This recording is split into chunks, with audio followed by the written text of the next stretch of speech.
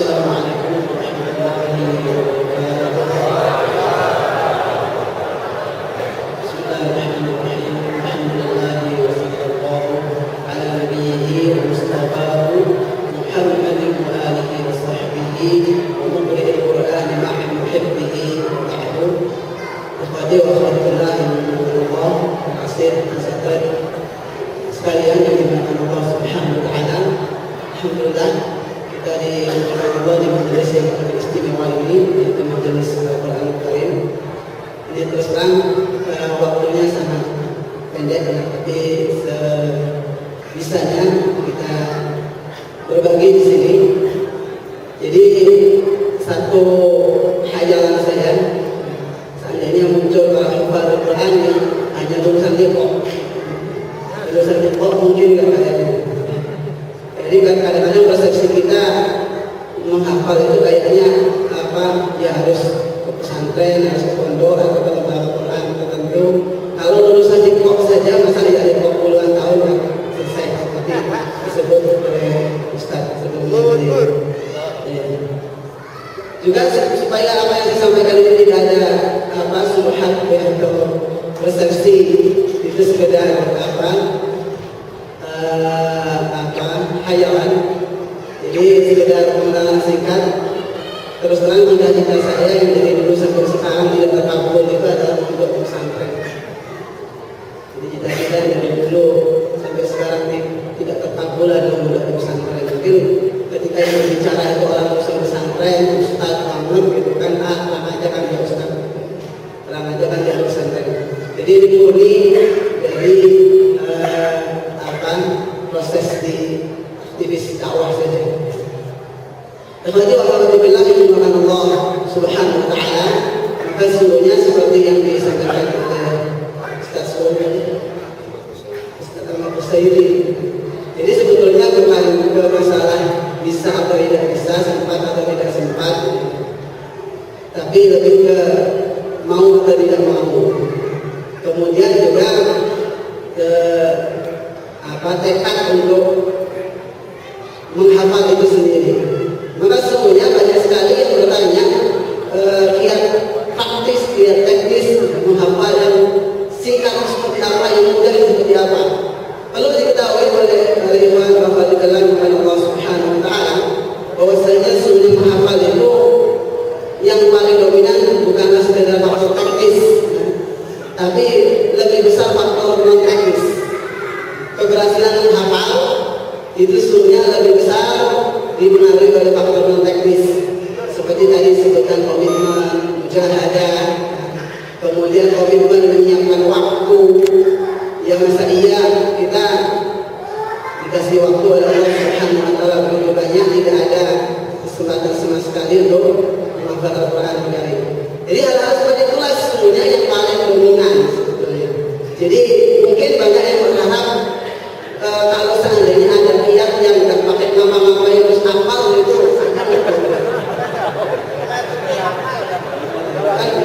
yang harus diam saja terus hafal gitu. Makanya dulu kan ngetren juga ramai aktivasi otak tengah. Itu kan orang tua mengharapkan anaknya pintar tanpa belajar. Itu trennya memang. Demikian juga dalam menghafal. Banyak yang juga bertanya antara ada dan iqamah. Bertanya pada saya, Ustaz, kasih lihat saya suka cepat jadi menghafal. Antara ada dan iqamah saja. Seolah tuh saya kasih satu obat, orang memutus belum harus hafal.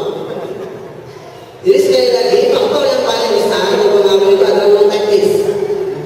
Tidak sekedar teknis bisa macam-macam, berbagai kiat. Biasanya dari pengalaman seseorang yang menyampaikan kiat tersebut. Ya, teknisnya bisa sangat bervariasi. Tetapi yang faktor paling dominan adalah non teknis. Walaupun nanti sedikit saya sampaikan beberapa teknis yang ini sebetulnya termasuk buku yang saya tulis latar belakangnya sebetulnya salah satu latar belakangnya dengan fenomena para ikhwan sekalian, yang hafalan dari dulu ya itu lagi ya, jadi kemudian atau hafalan ditambah kemudian kemarin hilang, jadi bukan menambah hafalan tapi mengganti hafalan. Ini faktanya ya. Terus terang itu latar belakangnya salah satunya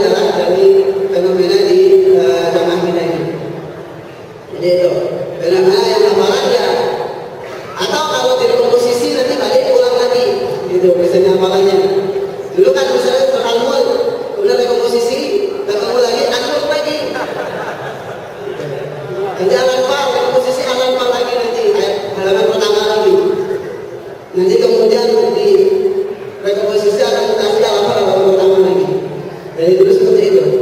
Itu beda-bedanya, faktanya. Atau kemudian hafalan yang sekarang, oke sekarang sudah hafal. Kemudian akan berikutnya, idealnya kan sudah hafalan yang berikutnya. Ternyata hafalan yang kemarin sudah bermasalah, nggak kepegang. Akhirnya, ya dalam alasan ada yang kemarin lagi, akhirnya yang kemarin dulu aja lah, dulu aja. Akhirnya ya berapa tahun ya hafalnya itu lagi satu halaman itu. Halaman pertama saja. Dari surat Al-Nur.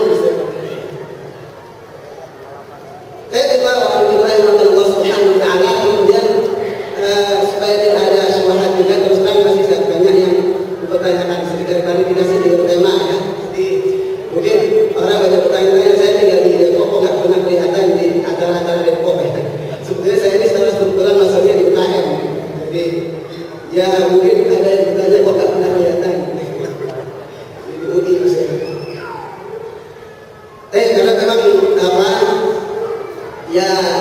Karena memang sekali lagi dari cita-cita saya yang dari dulu sampai sekarang terkabul dan membuat pesantren yang juga pendidikan umum, kemudian masuk ke India pun juga dari ya semangat aktivis dakwah saja lah, semakin aktivis di belajar bahasa Arab, kemudian lulus ke India. Jadi bukannya ustaz banget seperti yang sebelum tadi sudah Pak Syairi dan ustaz-ustaz yang lain ya, yang tinggi dia. Ikhwani wa akhwati yang Allah Subhanahu wa taala. Jadi sekali lagi faktor-faktor teknis tadi sudah banyak disampaikan ya, oleh Ikhwanul Mujahidah. Masalahnya kadang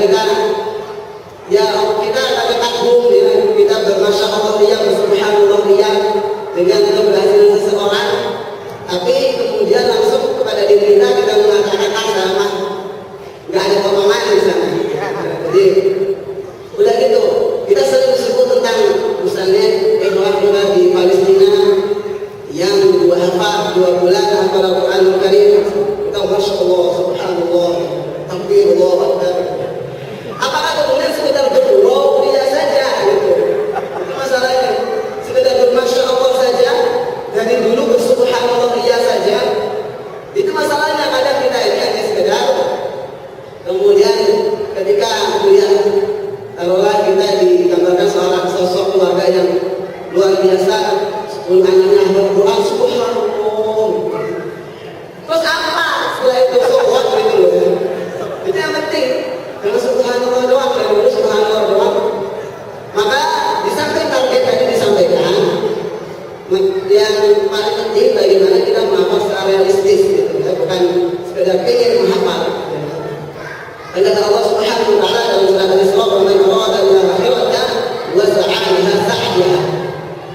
Kriterianya siapa yang menghadapi kebahagiaan akhirat dan menempuh jalannya. Gitu. Jadi kan sudah pengen gitu.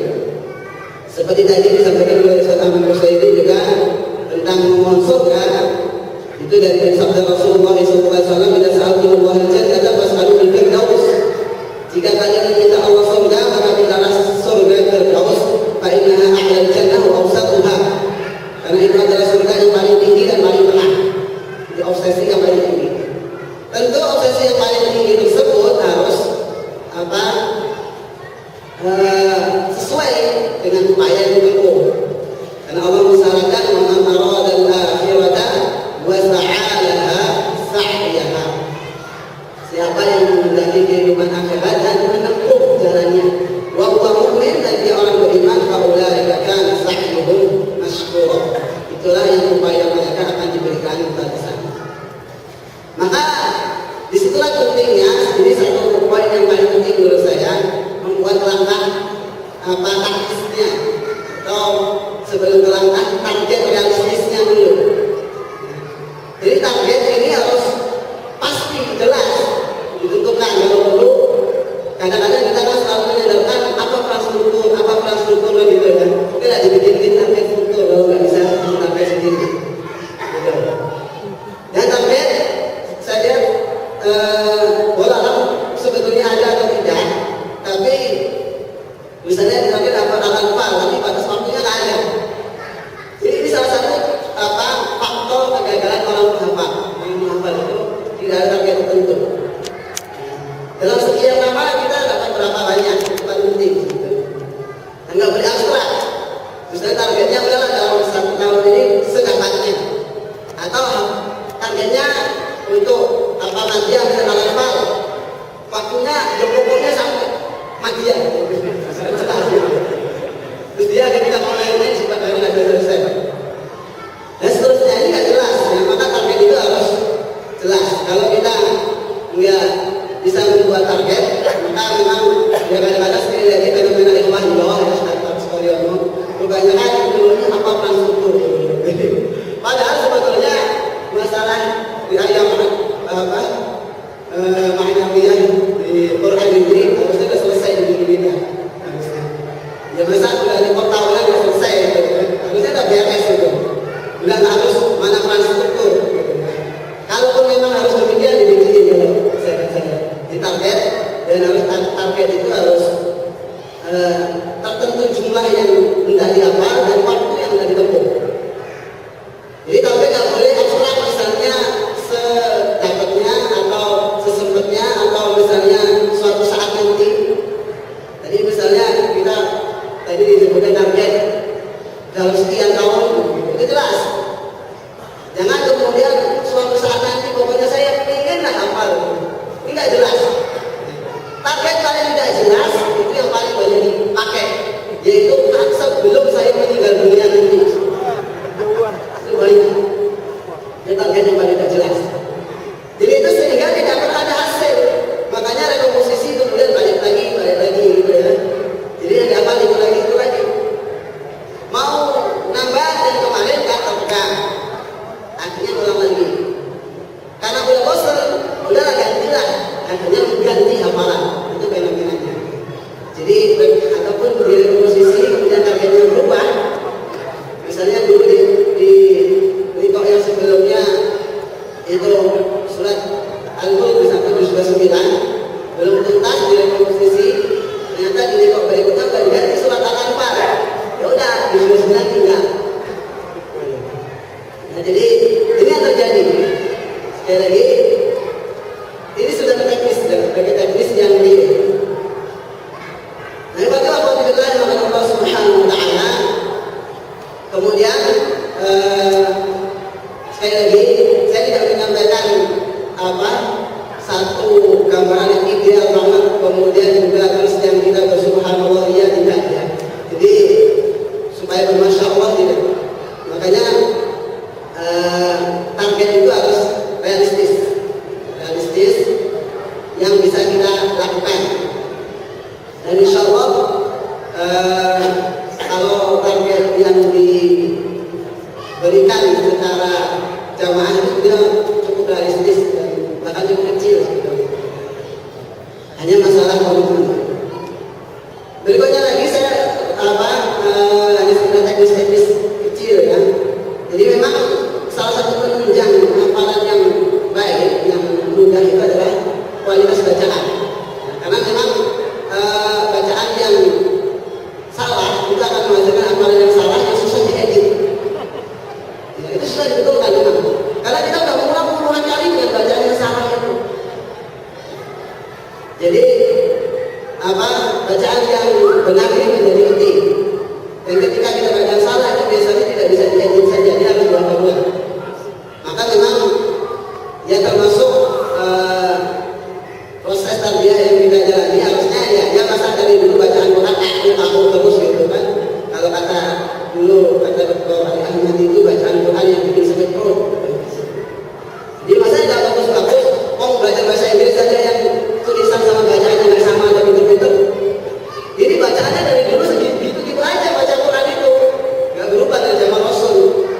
Ya masa bertahun-tahun kita bagus itu kan memang nggak ada upaya. Baca bahasa Inggris saja pinter-pinter, yang kata orang nggak bisa bahasa Inggris ya saya itu katanya bahasa orang munafik. Antara tulisan sama bacaan nggak sama. Itu alasannya orang yang nggak bisa bahasa Inggris. Jadi kata C dibacakan, baca C, baca C apa? T ya. Jadi tentu itu menjadi penunjang yang sangat penting. Kemudian juga, nah bagaimana kalau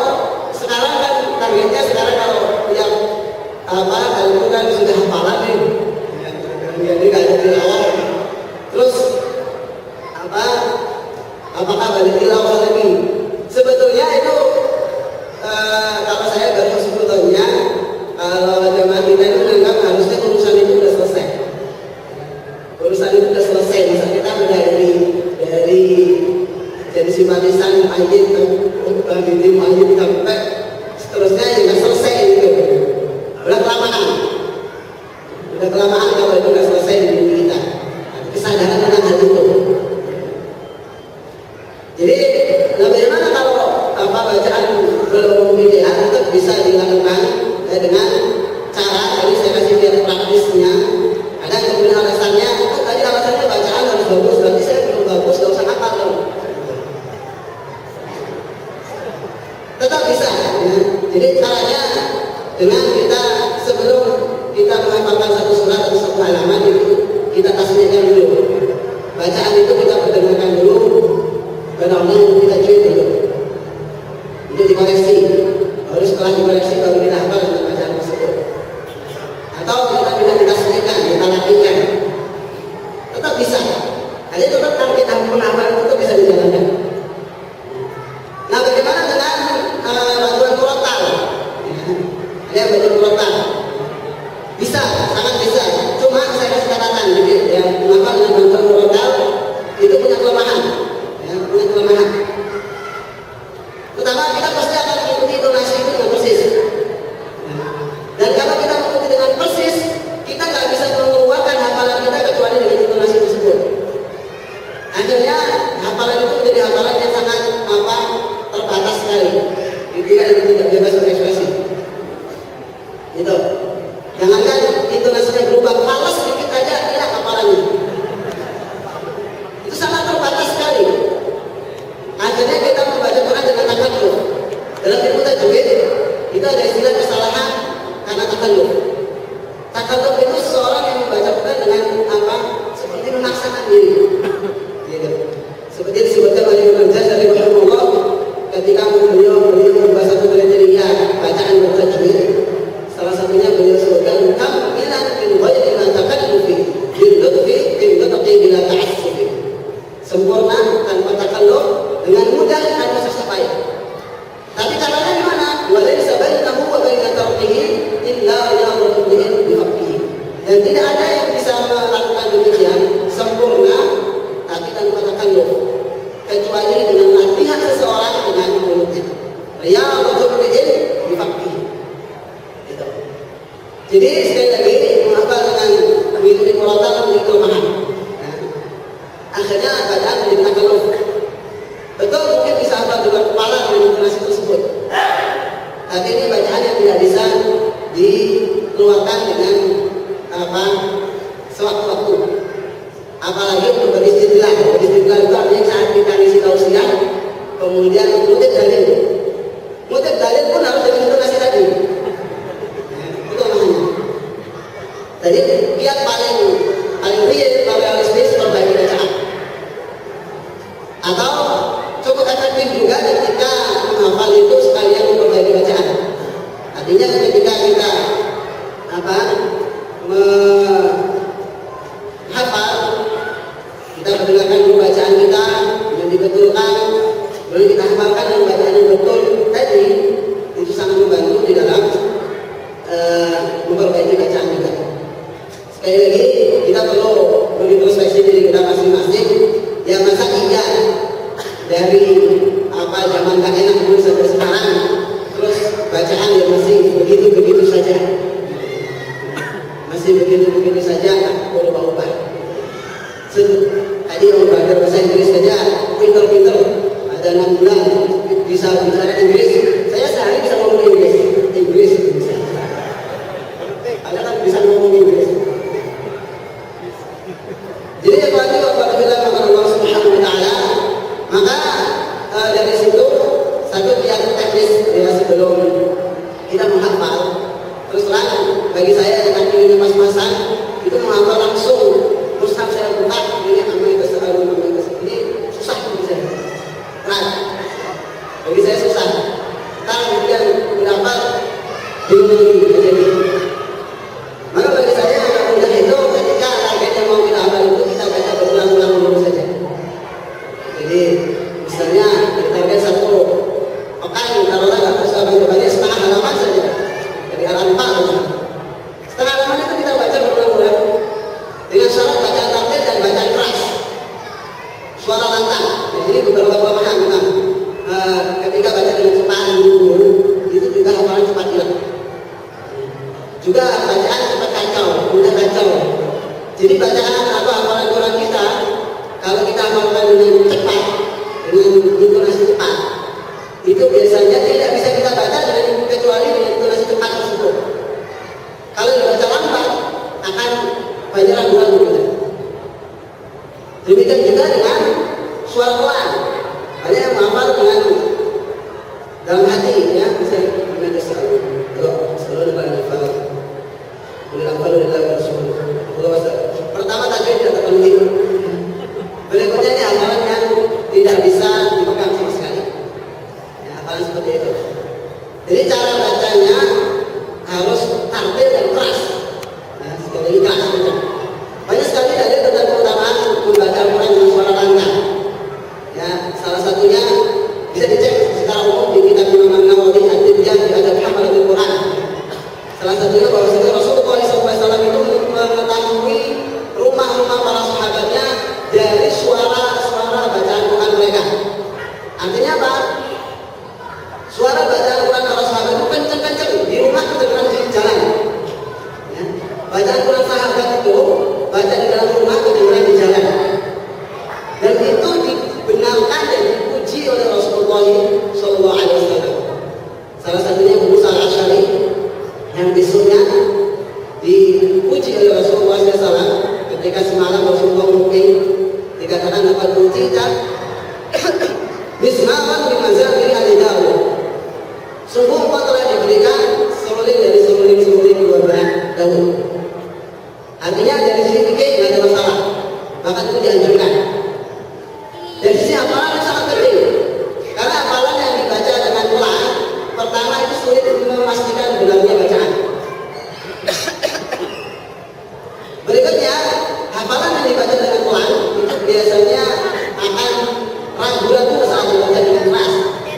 Ya masa hafalan kita dari dulu kita baca sendiri aja. Saya hafal cuma kalau saya baca sendiri, gitu. Gimana tahunya? Kita hafal. Saya hafal cuma kalau saya baca sendiri hafal. Cuma kalau dari orang lain hilang. Itu mana? Itu kelemahannya. Jadi apa? Termasuk bacaan dengan cepat, ya juga. Jangankan terpotong, jangankan kemudian teralihkan dari sesuatu. Kita lagi baca buru-buru misalnya, ambil kesalahan dengan bahasa di dalam sekali udara sehari. Ada yang bilang dibaca udah hilang semua. Itu kelemahan. Jadi selama ini saya lihat banyak itu seperti itu cara menghafal yang salah. Kemudian hafalan yang dipersiapkan dengan buru-buru itu hilangnya juga buru-buru. Jadi jangan pas kemudian mau waktunya itu baru persiapan, ya. Gitu. Mungkin bisa bunyi di situ. Coba setelah itu baca lagi. Ini juga akan ada penting memaintain hafalan baru. Jadi hafalan baru itu kenapa tadi saya sebutkan fenomena boleh mungkin sekarang hafal satu halaman tertentu, ya. Pekan depan sudah nggak ada lagi. Karena apa? Ini cara memaintain hafalan barunya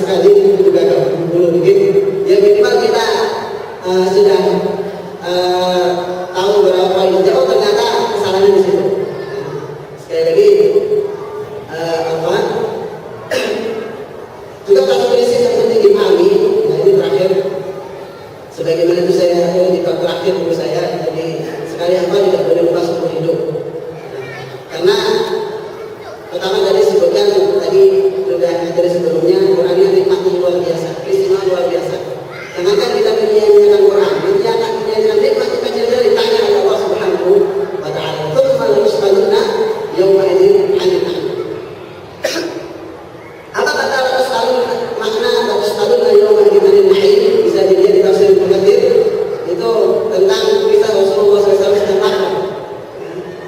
Kemudian ketemu Abu Bakar Siddiq, ketemu Umar bin Khattab, sama-sama lapar. Keluar panas-panas.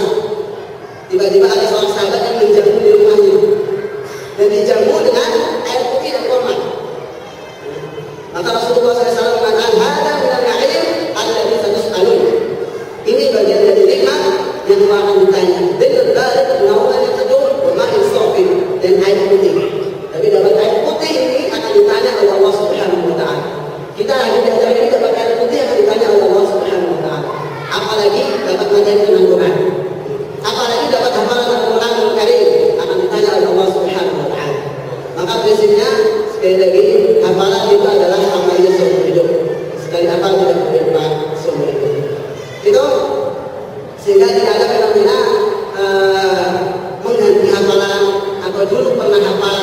Dulu ketika di kos sebelumnya sih saya sudah selesai di kos 9, tapi sekarang hilang. Atau pernah dulu menghafal Al-Quran. Oke, saya rasa itu kurang lebih mohon maaf.